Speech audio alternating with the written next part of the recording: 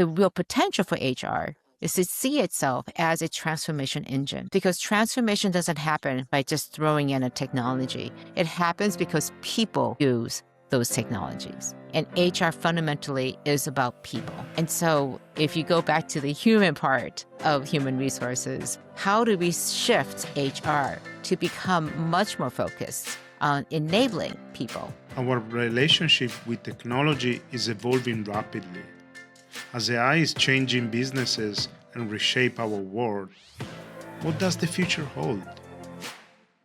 Welcome to another episode of AI Business Transformation. I'm Michael Coppola, and today I'm excited to be here with Charlene Li, New York Times bestselling author with 6 books, including her latest book, Winning with AI, The 90 Days Blueprint for Success. Hi, Charlene. Welcome. Thank you for having me. Charlene, I want to start talking about a bit your journey and how also in our series we explore a lot how businesses are impacted and transformed by AI. We can start talking a little bit about your latest book, Winning with AI, the 90 Days Blueprint for Success. So if you want to give us an introduction about that, and then we can jump into talking how that could help businesses and how you've seen businesses that they are adopting AI and what are the major changes that this technology is transforming business. Yeah, the book is called Winning with AI.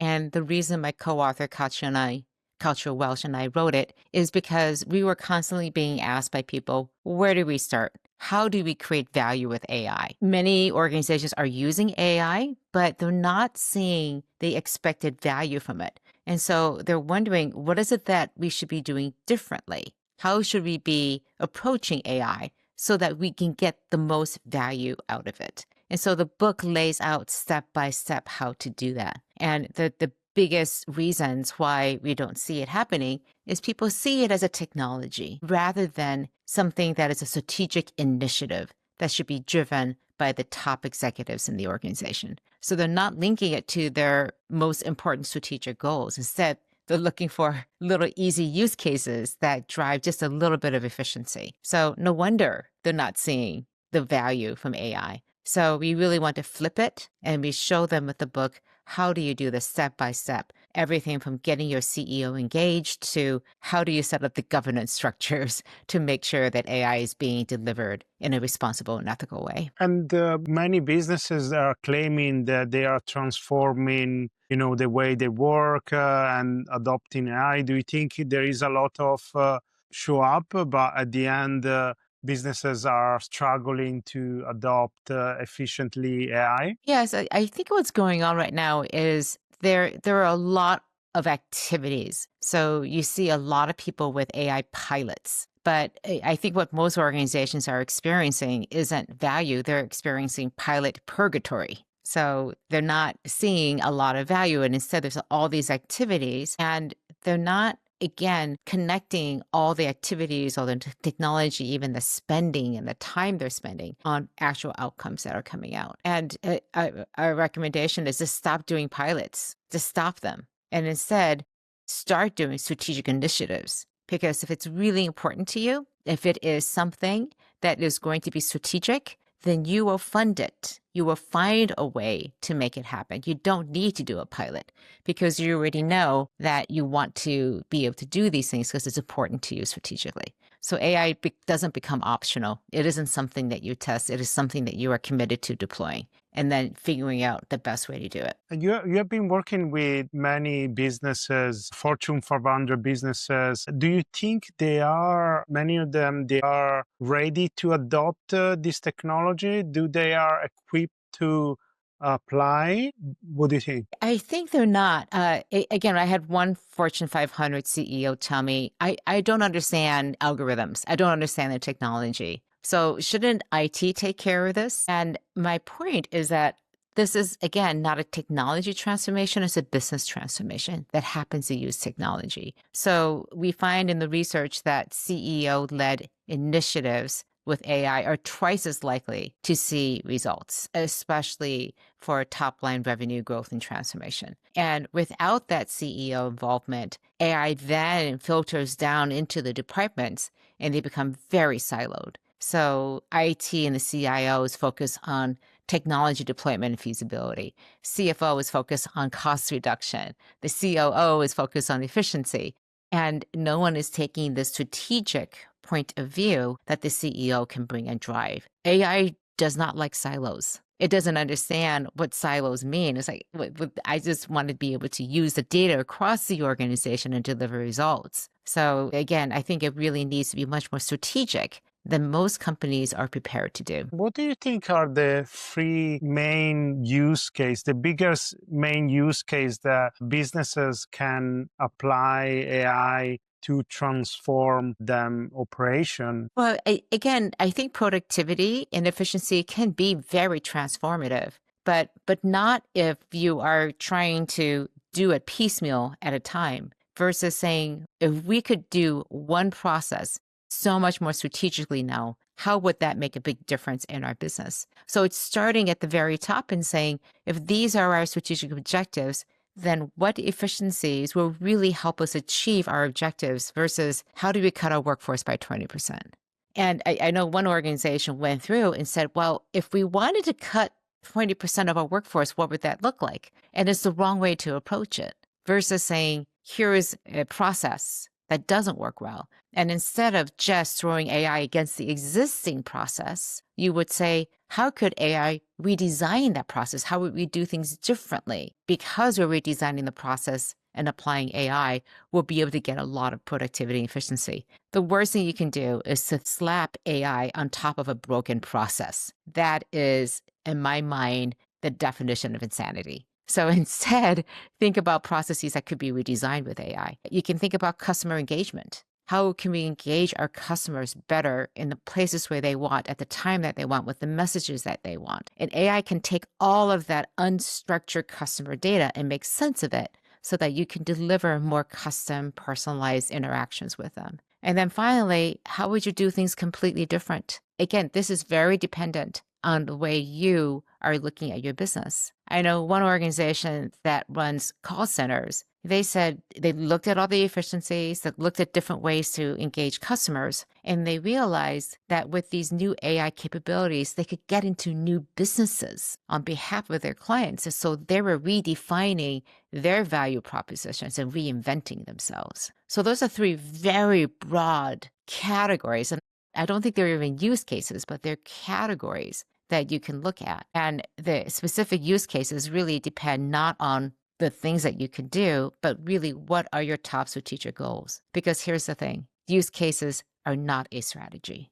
So you already have a business strategy. Now take AI and figure out how you can use it to achieve that business strategy better, faster, cheaper. Again, if you can achieve your 5-year goal in 4 years, that's really valuable to you. Yeah, sometimes seems difficult to reimagine all these processes with AI because we are used to see them in the same way. So it is not easy to implement this complete new way of working and see completely differently. Do you advise to identify some key differentiation that AI or probably identify what are the major benefit that AI will give to businesses, and then from there rethink around this key stronger benefit that can brings to businesses? Well, it's kind of like saying, so what's the benefits of the internet? It's almost at that level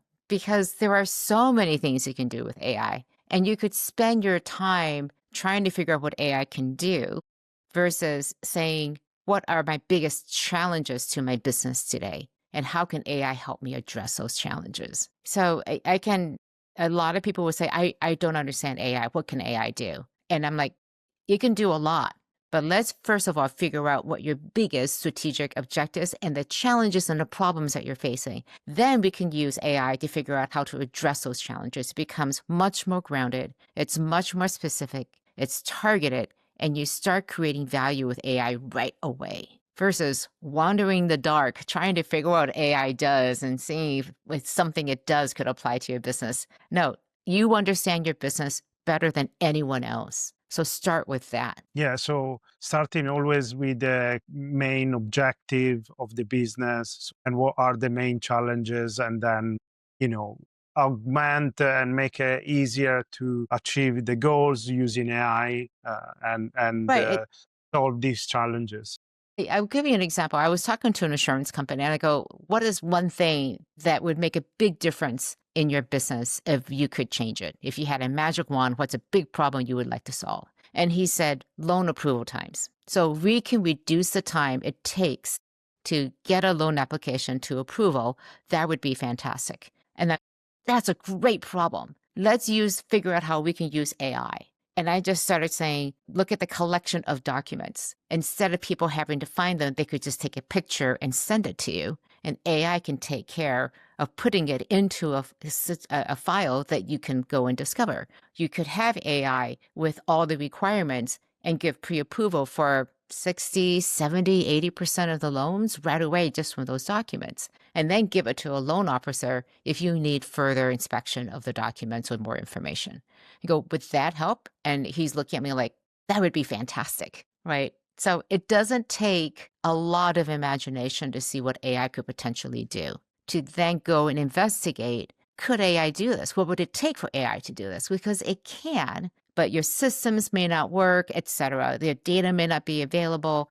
You may have certain regulations you have to have in terms of how documents are passed to the organization. They may have to be secure. So you can start figuring out all these other things that have to be in place in order for the AI to work. But the fundamentals of what AI can do, it can do a lot. So you can take somebody who has minimal experience in understanding what AI can do, somebody who understands the business really well, put those two people together in the room and start tackling these biggest problems that you have.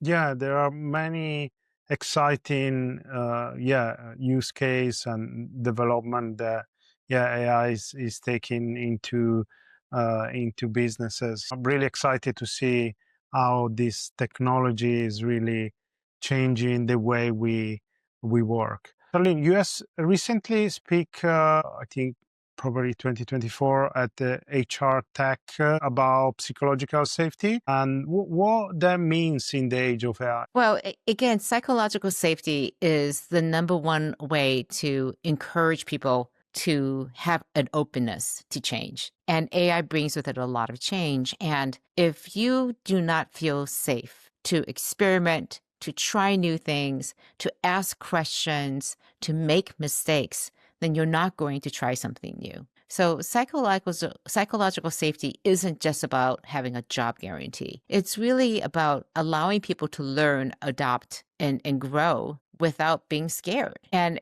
so the problem is right now there's a lot of concern around, will I have a job? Is AI going to take my job in the future? And the thing that they really want to know from people is like, is my job safe? And as an employer, as an HR department, you can never promise somebody that their job is going to be safe. And in fact, even if you told them, they wouldn't believe you. So what you can promise them, and what I think HR should be saying, is AI is the future.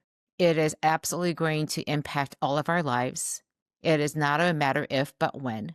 And we are committed as an organization to make sure that we all have the skills and the resources to be able to use AI in our jobs. And so while I can't guarantee you that your job won't change, I almost guarantee you it probably will change. I can promise you that we will make time, we will give you the training, we'll give you the support so that you can learn how to use AI to do your job better. And what I'm finding is that most organizations are not investing in training. People want education, they want training, they see everybody else learning it, they see themselves falling behind, so they are desperate to have it. And what I hear over and over again is we don't have time.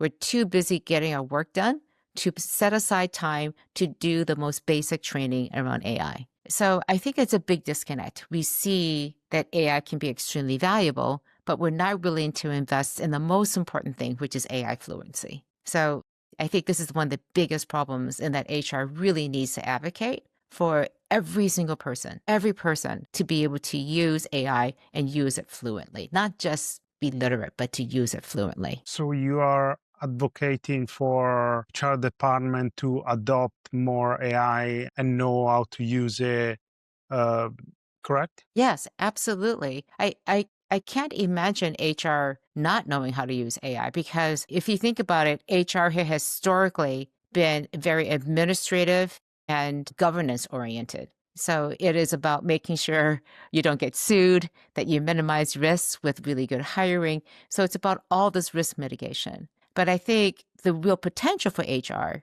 is to see itself as a transformation engine because transformation doesn't happen by just throwing in a technology. It happens because people use those technologies. And HR fundamentally is about people. And so if you go back to the human part of human resources, how do we shift HR to become much more focused on enabling people?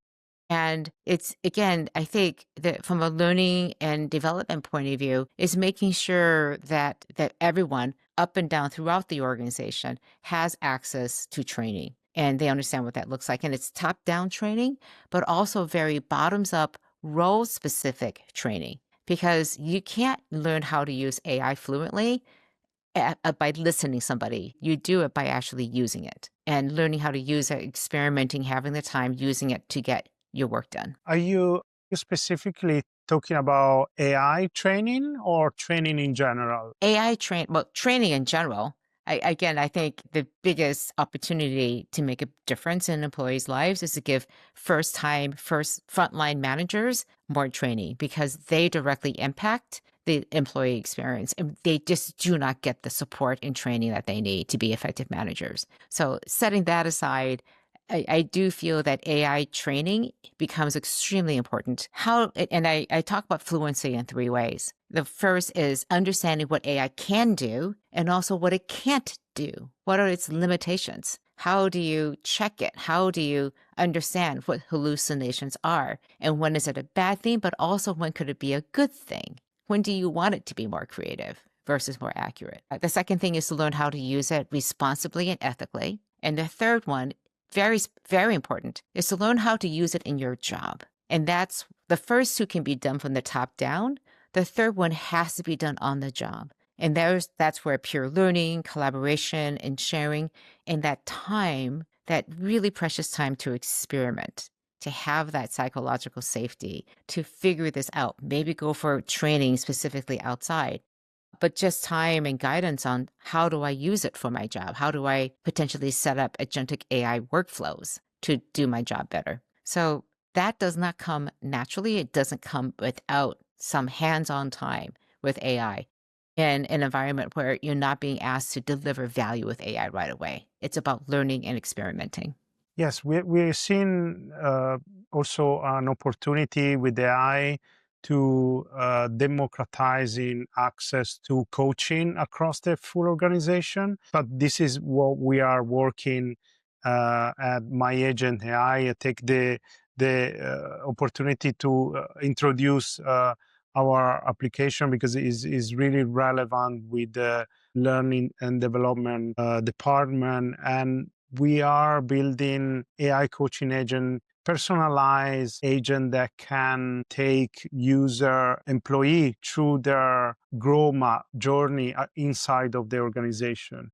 And this is the first time that with AI give this opportunity to democratize it across the organization as previously businesses have give coaching to the executive team, but now AI is giving the opportunity to give everyone a personalized AI coach with really targeted to their need. So this is Right. what we are building and excited to our development. That's very exciting. I mean, all the power to you because I think people just, the thing they say over and over again is, I wish I had more training. I wish I had more coaching, mentoring.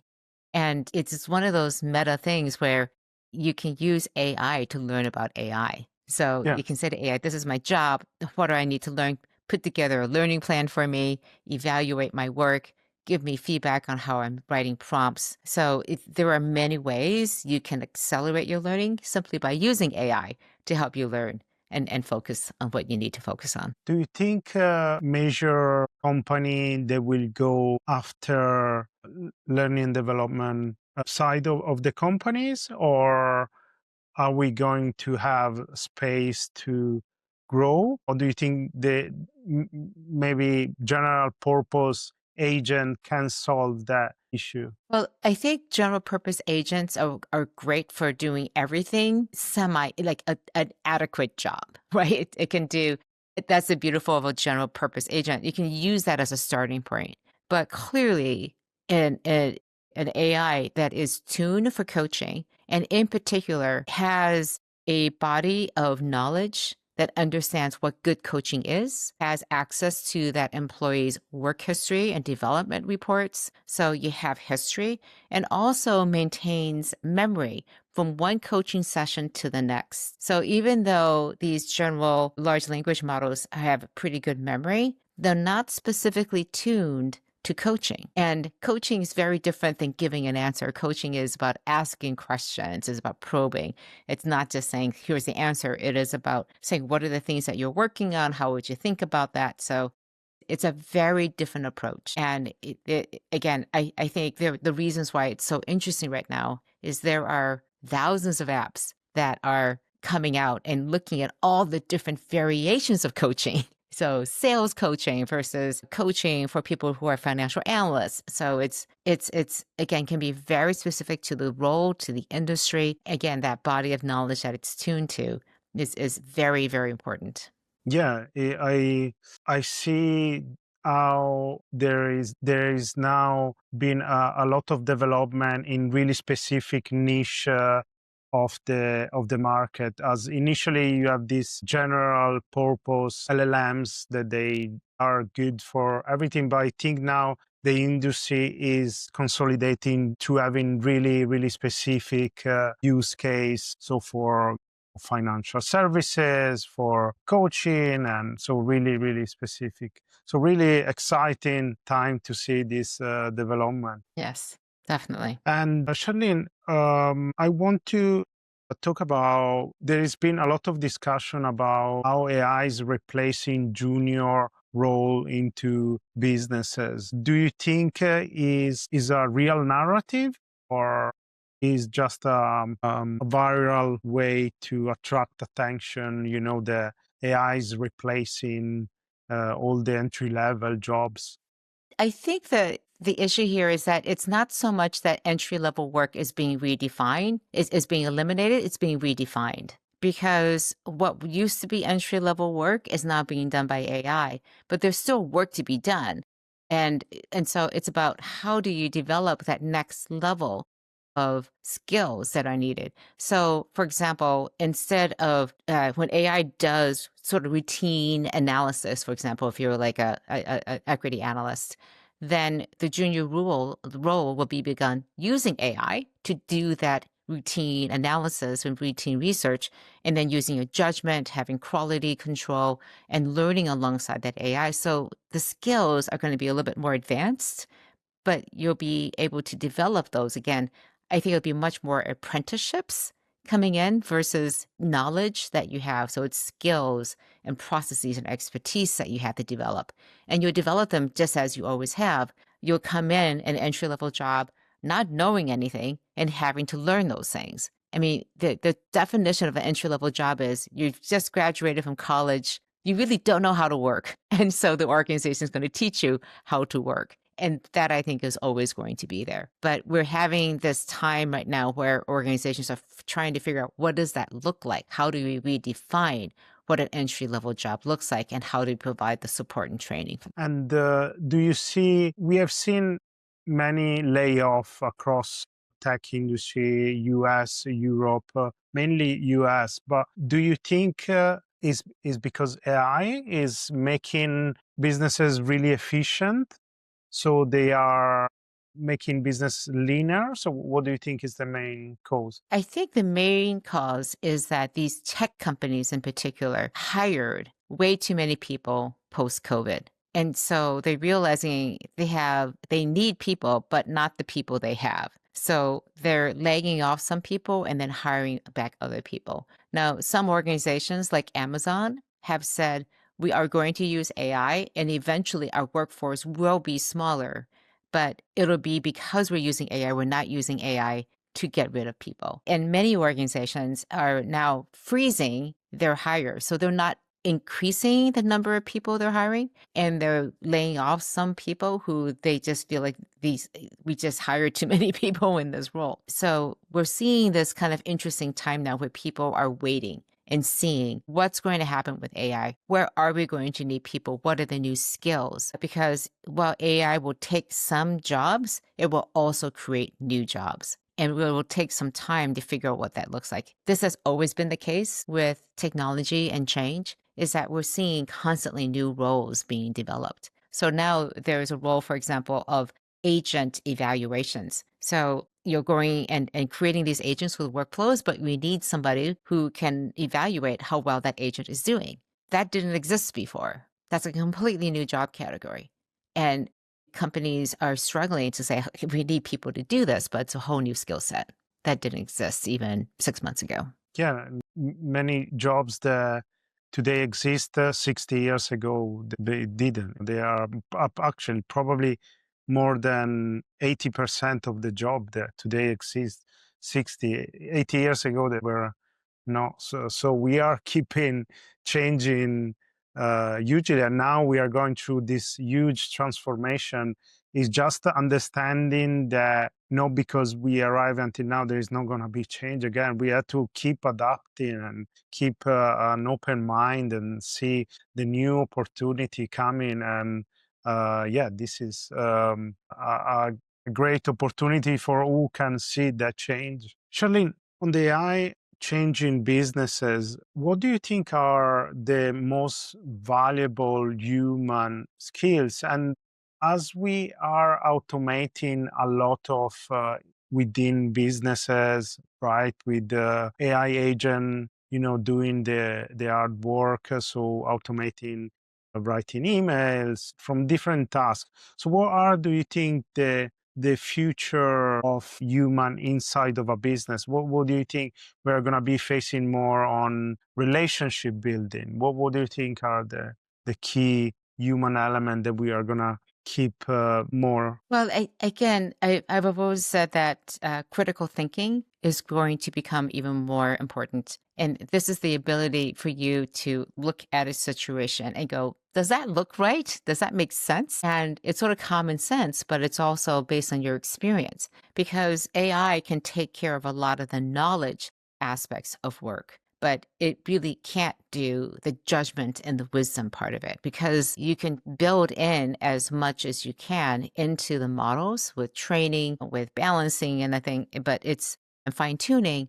But in the end, it's still learning. It doesn't have the experience of what we as humans have. So I think in the end, we're still going to have some sort of oversight of AI. And I like to say that in particular in this space, people oftentimes say, well, now we have a digital worker, we have AI and agents, and we have the humans workers. And these are two separate things. And the reality is, no, you have human workers and you have AI as a technology. They're doing the work, but they're not workers. Okay, so let's just get that very clear. And in the end, you need somebody who's going to be accountable for that AI. So AI doesn't just work.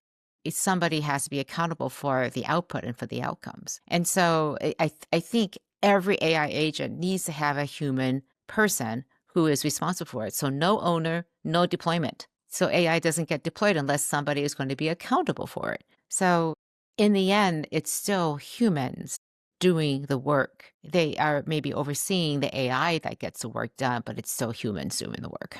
So more as a orchestrator kind of a role. You are overseeing the work of different agents and reviewing them work, aligning with what you are doing kind of work. Right. And again, I think what humans will do really well is when you have, again, that critical thinking, that judgment that is needed, humans can collaborate and do problem solving, complex problem solving that the AI may not have seen before. Again, that AI is going to be designed to do one thing, that agentic workflow very specifically. But if it's outside of that, maybe it can do a bit of learning, but it'll be that human who has creativity, who has imagination, who can go, maybe we should do this in a completely different way. So again, I think the really precious human skills are that critical thinking and judgment, the ability to be very creative and to imagine. These are things that AI can't do. I like to say AI can be very creative, but it can only be as creative as your question is creative. It can only do imaginatory thinking. It can do like all this great thinking only if the questions that you ask it are great. So it's constrained by the inputs that we give it. And so I think the really human skill that's going to become even more important is our ability to ask really good questions that allow AI to do the job we want it to do. I also always like to explore as well the risk that there are into adopting AI into businesses. Do you think, because I think we also have to think about, yeah, there is huge benefit, but what are also some risks that both businesses, and we can talk a little bit later about society, but mainly initially in businesses, what are they could be risks that we should be aware while adopting AI? Well, the biggest risk is one that people don't think of, and that is you're going too slow. So people think that the biggest risk is maybe we could get in trouble, our data will leak, that would AI will go out of control. And so as a result, they go slow. The reality is the list of things that can go wrong is fairly long, but they're also fairly predictable. We have been dealing with cybersecurity, data security, all these things. So the same rules apply. There's nothing new there. AI itself has risks. So again, that training is really important. But I think the biggest risk that organizations face is that they are not moving fast enough. And that requires that they have that governance in place so that they do feel safe to go faster. So it's kind of like, what are the biggest risks? All the ones that you have thought of in the past: privacy, data leakage, and those are human problems, not necessarily technology problems. So you have to do the training again to make sure people understand how to use AI responsibly and ethically, give them an idea of what they can and can't use AI for, and then train them on how to use AI in their jobs. If they have that and good governance that goes with it, you'll be fine. So the problem is that we don't spend enough time putting those guidelines, those guardrails in place. And so as a result, we go far too slow. Speed is the new moat. We believe that in a space where knowledge is accessible to everyone who has a browser. Everyone has access to amazing data about the same customers. Everyone has the same base level of skills and access to the technology. So in the end, the only competitive advantage you can really get, the only way you can truly win with AI is if you can go fast. You can adopt AI and adapt your organization. Why do you think is so important speed? Is about the competition can eat your market share? No, no, your competition is just as slow. This is really about your customers and employees wanting to use AI. And the reality is people are like, oh, we're not using AI in the company very well. I think this is the one thing that people don't understand. People are using AI a lot. They're just not using it in an official way. The shadow AI that's in organizations today is astounding. I know one organization that says you cannot use general models. You can only use Microsoft Copilot.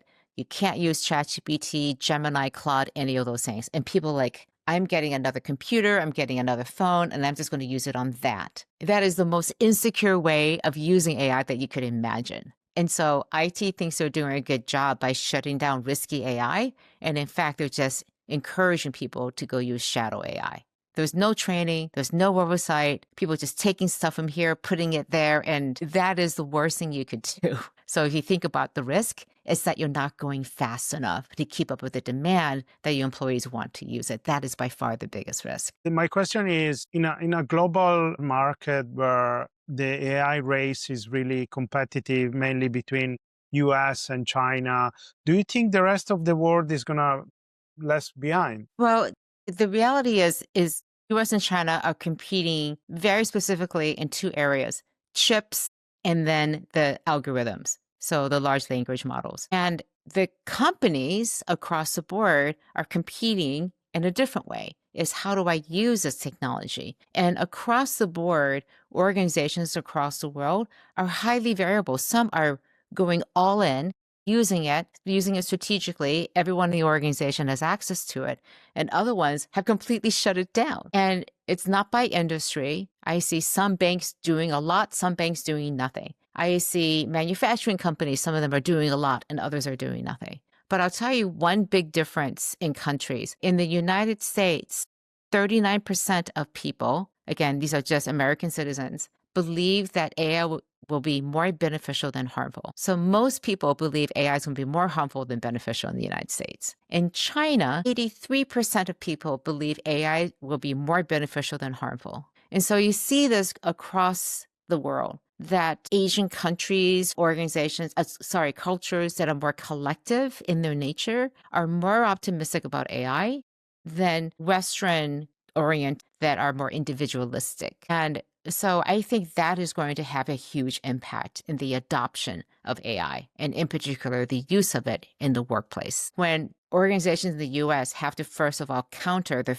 fear and anxiety that people have, and they're very real. They're nervous. They've seen the impact of technologies. They do not trust the big tech companies. Young people in particular are more skeptical about AI than their older generations. The most optimistic generation is boomers. It's not Gen Z, because Gen Z, even though they grew up with this technology, they also have seen the downside, and they want nothing to do with it. Some people are what I call AI vegans.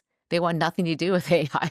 They see the environmental impact. They see it's being run by big companies, and they just see AI exploiting people's content, and nothing good will come of this. So they want nothing to do with it. So I think as countries, as cultures, we need to understand that starting point when we're thinking about how our organizations are going to adopt AI. Yeah, I completely agree that we have to, have a positive approach towards, AI and new technology, because, the consequence of that, of no embracing AI are, dangerous for us as a countries, as a society. So, we also try to our channel as well to talk about the positive impact of AI and how is going to change the way we work and live. Charlene, thank you very much for your time.